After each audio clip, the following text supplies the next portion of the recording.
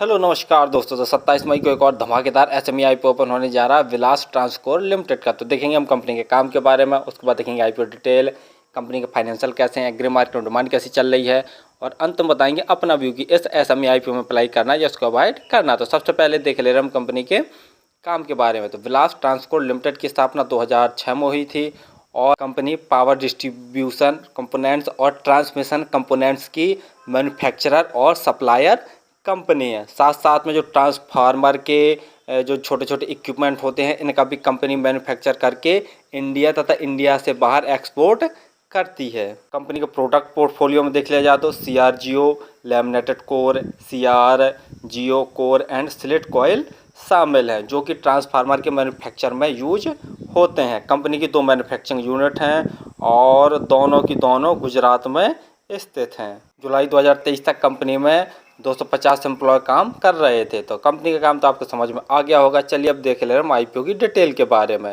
IPO 27 मई को open होने जा रहा है और 29 मई तक ये ओपन रहेगा। प्राइस बैंड 139 से 147 रुपये पर शेयर रखा गया है। तो हमें 147 रुपये प्राइस बैंड भर कर ये एसएमई आईपीओ को अप्लाई करना। लॉट साइज 1000 शेयरों का रखा गया है और टोटल यू साइज 95.26 करोड़ का रखा गया, जिसके तहत पूरे फ्रेश और नए शेयर जारी कर रही है। अलॉटमेंट 30 मई को आपको पता चल जाएगा और यदि आपका अपलोड नहीं होता तो 31 मई तक आपके पैसे रिफंड वापस आपके अकाउंट में आ जाएंगे। लिस्टिंग डेट 3 जून रखी गई है।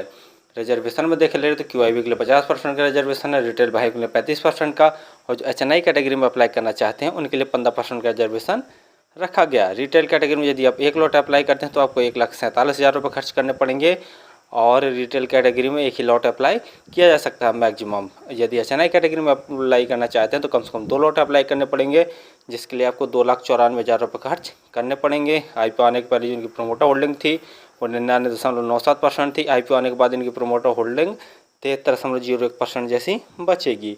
ROE 13.03%, ROCE 16.1%, यानी ROE और ROCE देखते हैं तो ठीक ठाक है।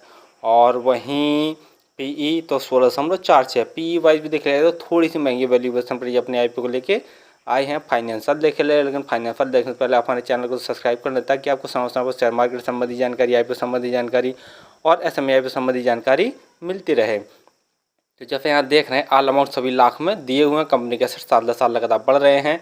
रेवेन्यू मार्च 2021 में कंपनी का 13,885 लाख का था, जो कि बढ़कर मार्च 2022 में 23,518 लाख का हो गया। मार्च 2023 में कंपनी का रेवेन्यू बढ़कर 28,478 लाख का, और दिसंबर 2023 यानी 9 महीने के अंदर ही कंपनी ने 23,829 लाख का टोटल रेवेन्यू जनरेट कर लिया है। रेवेन्यू देखते हैं तो साल दर साल काफ़ी अच्छी ग्रोथ देखने को मिल रही है। प्रॉफिट आफ्टर टैक्स देखते हैं तो मार्च 2021 में कंपनी ने 523 लाख का नेट प्रॉफिट जनरेट किया था।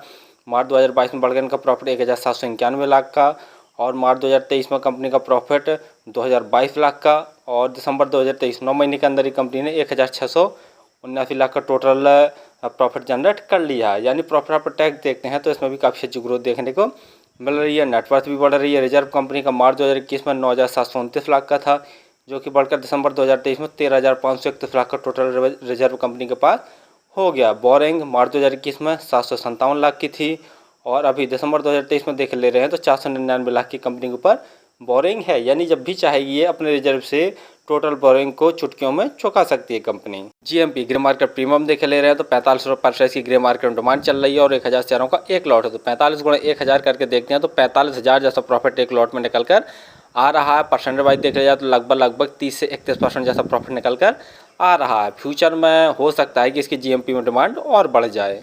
फाइनली हम देखा कि कंपनी पावर डिस्ट्रीब्यूशन और ट्रांसमिशन कंपोनेंट्स की मैन्युफैक्चरर और सप्लायर कंपनी है। इनके प्रोडक्ट पोर्टफोलियो में बता ही चुके हैं कि CRGO laminated core, CRGO core and slit coils शामिल हैं। तो कंपनी का काम तो देख लिया जाए फ्यूचर ग्रोथ वाला और सदाबहार वाला और डिमांडिंग वाला। दूसरा देख ले रहे कंपनी का फाइनेंशियल तो काफ़ी दमदार है। साल दर साल इनके रेवेन्यू में काफ़ी अच्छा ग्रोथ देखने को मिल रहा है। प्रॉफिट आफ्टर टैक्स में भी ज़बरदस्त उछाल देखने को मिल रहा है, और जब भी चाहिए चुटकियों में टोटल बोरिंग को चुका सकती है। लेकिन PE वाइज देख लिया जाए तो थोड़ी सी महंगी वैल्यूएशन पर अपने आईपीओ को लेके आए हैं। ग्रे मार्केट में भी ठीक ठाक डिमांड निकल कर आ रही है। जैसा देख रहे हैं आज के दिन लगभग 1 लॉट में 45,000 जैसा प्रॉफिट निकल कर आ रहा है। तो जैसे ही आईपीओ की डेट नज़दीक आएगी तो हो सकता है कि इसकी ग्रे मार्केट में डिमांड और बढ़ जाए। लगभग देख लिया जाए तो 70 से 80% तक इसकी ग्रे मार्केट में डिमांड जा सकती है। तो फिलहाल तो मैं इस एसएमई आईपीओ पर अप्लाई करूंगा और मेरे पास 3 या 4 आईडिया तो सभी आईडियों से अप्लाई करूँगा। और आप किसी भी IPO या SME IPO अप्लाई करें तो स्वयं का एनालिसिस करके उस स्वयं के रिस्क पर ही किया करें। धन्यवाद।